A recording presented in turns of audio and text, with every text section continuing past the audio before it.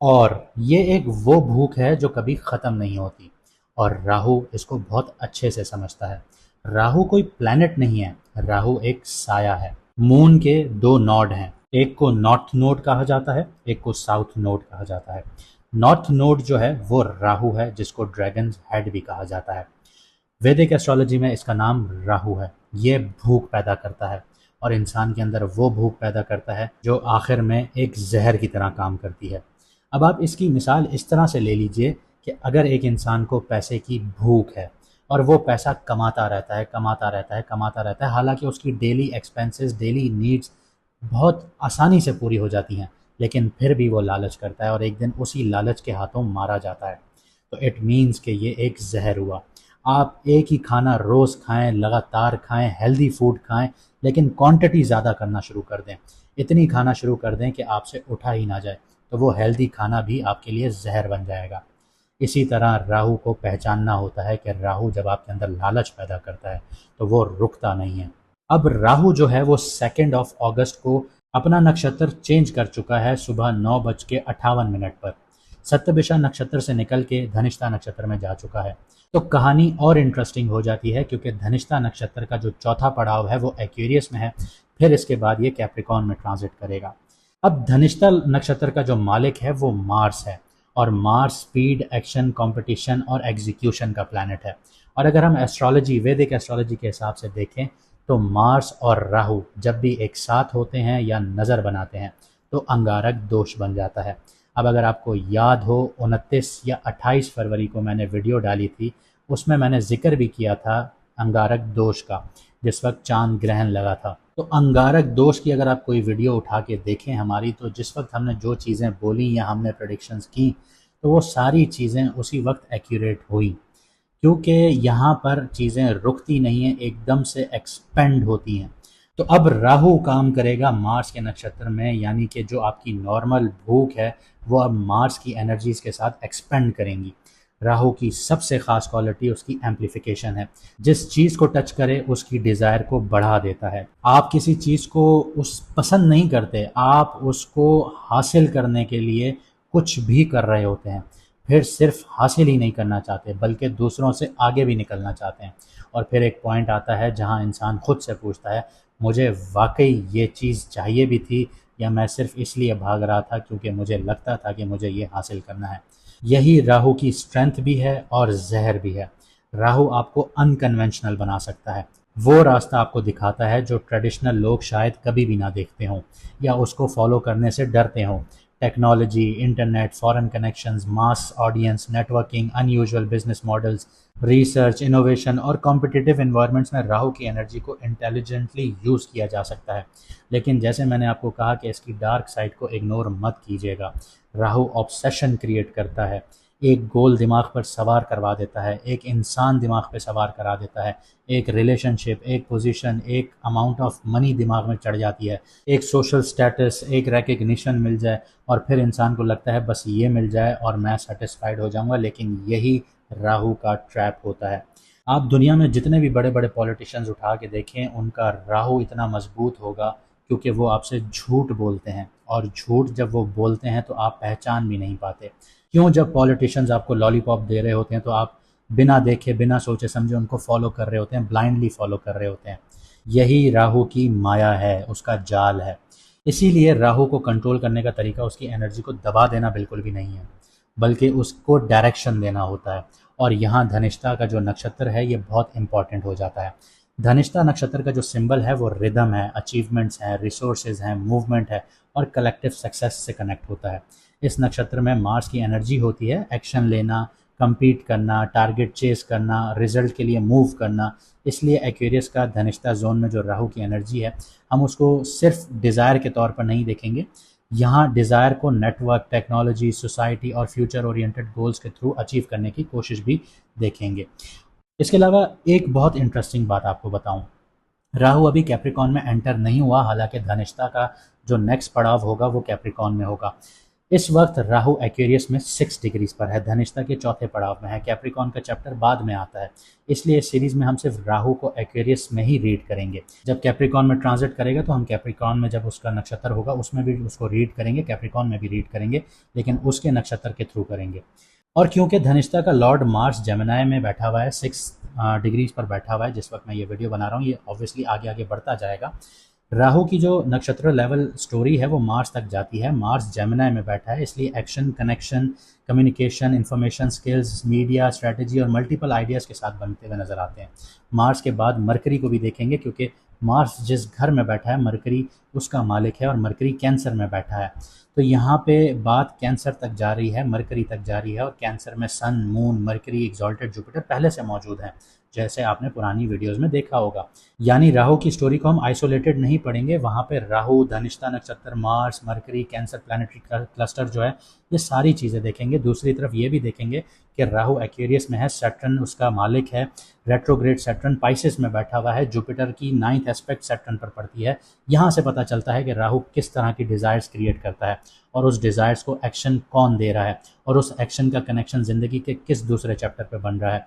इस वजह से ये राहु का जो नक्षत्र चेंज करना है ये बहुत इंपॉर्टेंट है, क्योंकि राहु स्पीड से डिज़ायर क्रिएट करेगा, मार्स उस डिज़ायर को एक्शन देना चाहेगा, लेकिन सैटर्न यहाँ पर सवाल खड़े कर देगा, क्या आप इस चीज़ की रिस्पॉन्सिबिलिटी भी उठा सकेंगे या नहीं, ये बहुत अहम है। और यहाँ पे जुपिटर का भी एक स्टैंड आ जाता है कि जो चीज़ आप हासिल करना चाहते हैं क्या वो वाकई आपकी ग्रोथ के लिए है भी या नहीं, क्योंकि जुपिटर एक्सॉल्टेड है, जुपिटर आपको एक्सपेंड करेगा।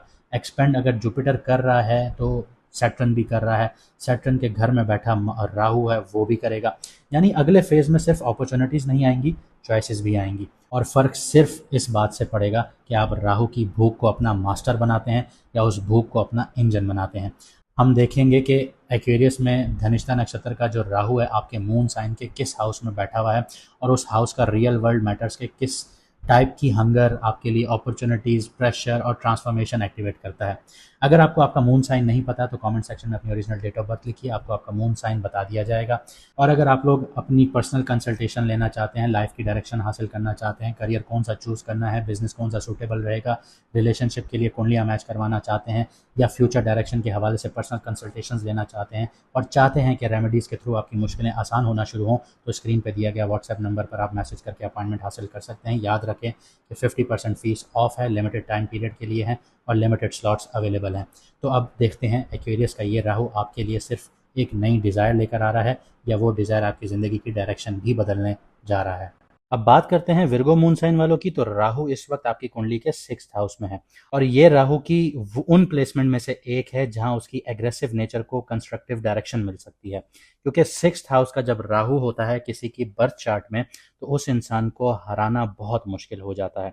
अब 6th हाउस क्या है? 6th हाउस आपका जॉब है, यानी आप वर्क प्लेस पर आप काम कर रहे हैं, आप ऑफिस पॉलिटिक्स का सामना कर रहे हैं, तो उस ऑफिस पॉलिटिक्स में आप सबसे ज़्यादा नुमाया होते हुए नजर आएंगे। कोई आपका बुरा करना चाह रहा होगा लेकिन वो सारी चीज़ें उसके ऊपर उल्टी हो रही होंगी। ये 6th हाउस के राहु की एक खासियत है। और 6th हाउस आपकी जॉब ही नहीं, सिर्फ वर्क प्लेस भी आ जाता है, कंपटीशन भी है। अगर आप किसी कंपटीशन में हिस्सा लेते हैं तो यहाँ पे राहु की जो नेचर है वो आपको जितवाने में बिल्कुल मदद करती है। कुलीग्स आ जाते हैं यहाँ पे, डेली रूटीन है, कर्जे हैं आप लोगों के, कॉन्फ्लिक्ट्स हैं, प्रॉब्लम सॉल्विंग है, और हेल्थ है, डिसिप्लिन है। यहाँ पे राहु यहाँ आकर आपके अंदर एक स्ट्रॉन्ग इंस्टिंक्ट क्रिएट कर देता है, मुझे इस प्रॉब्लम को सॉल्व करना ही है, हर सूरत में करना है, और मुझे दूसरों से बेटर परफॉर्म करना है। ये एक आपकी मेंटालिटी बन जाती है।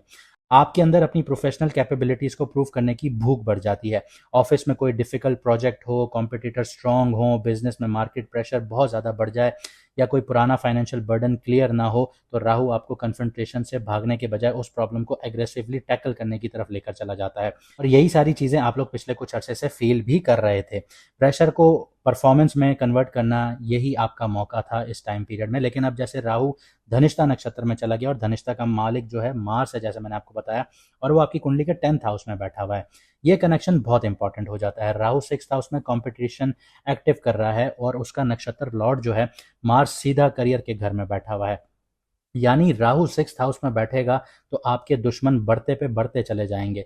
यानी जो कंपटीशन आपको फेस करने होंगे वो डायरेक्टली आपकी प्रोफेशनल स्टेटस से फेस करने होंगे, करियर ग्रोथ से फेस करने होंगे। ये सारी इन चीज़ों से कनेक्टेड हो जाएंगे। ऑफिस पॉलिटिक्स हो जाएगी, कॉम्पिटिटिव एग्जाम्स हो जाएंगे, प्रमोशंस रेस हो जाएंगी, डिफिकल्ट क्लाइंट्स होंगे, उनको मैनेज करना होगा, बिजनेस कॉम्पिटिटर्स होंगे या लीडरशिप रिस्पॉन्सिबिलिटीज़, ये सब एरियाज जो हैं वो सडनली एक्टिव होंगे आपकी ज़िंदगी में।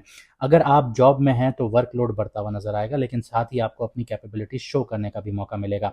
जो काम दूसरे लोग अवॉइड कर रहे थे तो वो काम आपके पास आएंगे, और अगर आप उन्हें एफिशिएंटली हैंडल करते हैं तो वही डिफिकल्ट असाइनमेंट आपकी प्रोफेशनल रेपुटेशन बिल्ड करते हुए नजर आएंगे। अगर आप बिजनेस करते हैं तो कंपटीशन से घबराने के बजाय सिस्टम और एग्जीक्यूशन इंप्रूव करना बहुत ज़्यादा इंपॉर्टेंट होगा आपके लिए। आपको competitor analysis, pricing, customer services, marketing, operational efficiencies पर काम करना चाहिए। राहु सिक्स्थ हाउस में कंपटीशन को एम्पलीफाई करता है, लेकिन मार्स जो 10th हाउस में बैठा है वो यही कह रहा है कि कंपटीशन को करियर फ्यूल बनाइए, पर्सनल वॉर नहीं बनाना आप लोगों ने।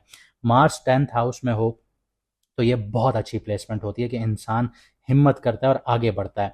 मार्स जो है वो जेमिनी में है, इसलिए करियर ग्रोथ का एक इंपॉर्टेंट वेपन जो है वो आपके लिए कम्युनिकेशन और इन्फॉर्मेशन बन जाता है।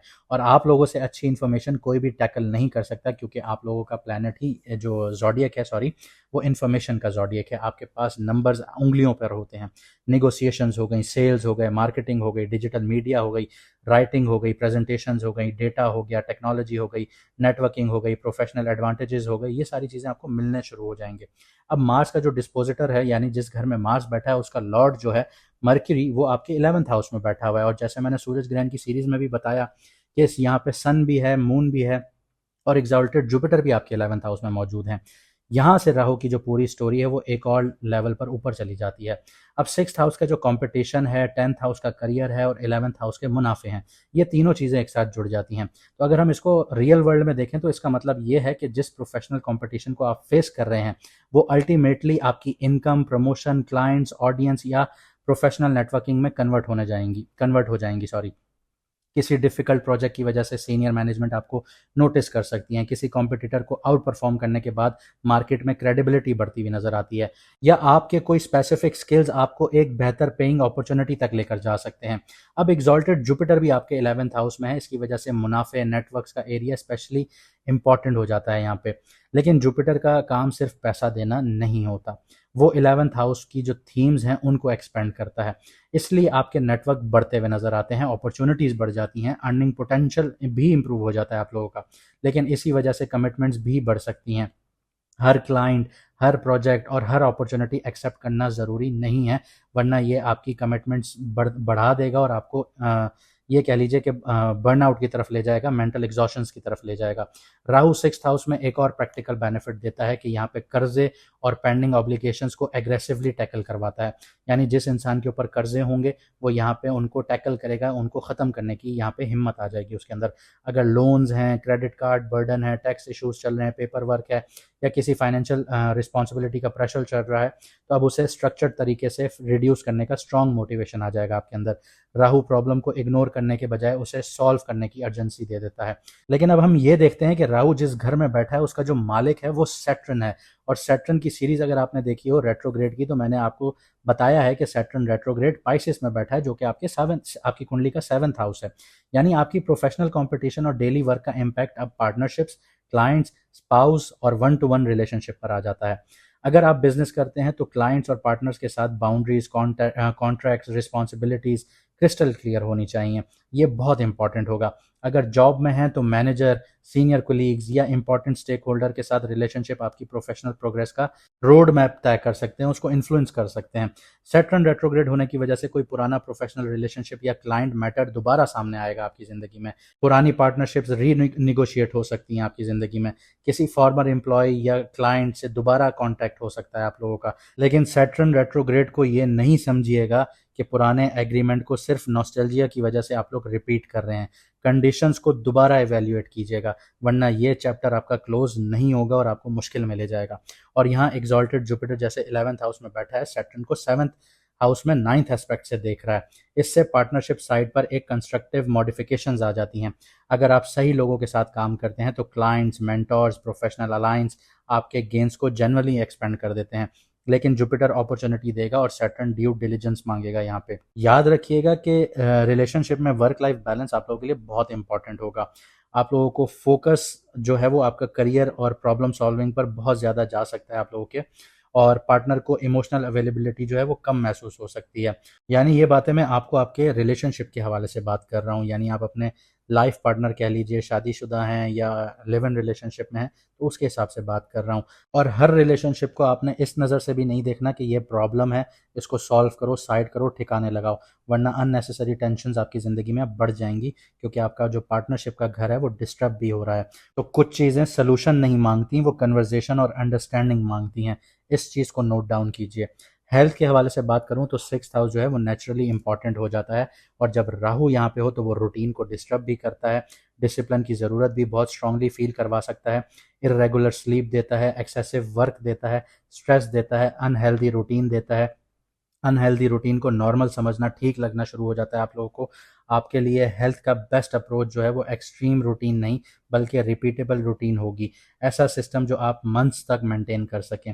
इसके अलावा यहाँ पे आपको न्यूरो सिस्टम से रिलेटेड भी थोड़े से डिफ़िकल्टीज आ सकती हैं, आपको एनजाइटी ट्रिगर कर सकती है, आपको यहाँ पे टेंशन ट्रिगर कर सकती है, क्योंकि 6th हाउस में जब राहु होता है तो वो एनजाइटी ट्रिगर करवाता है।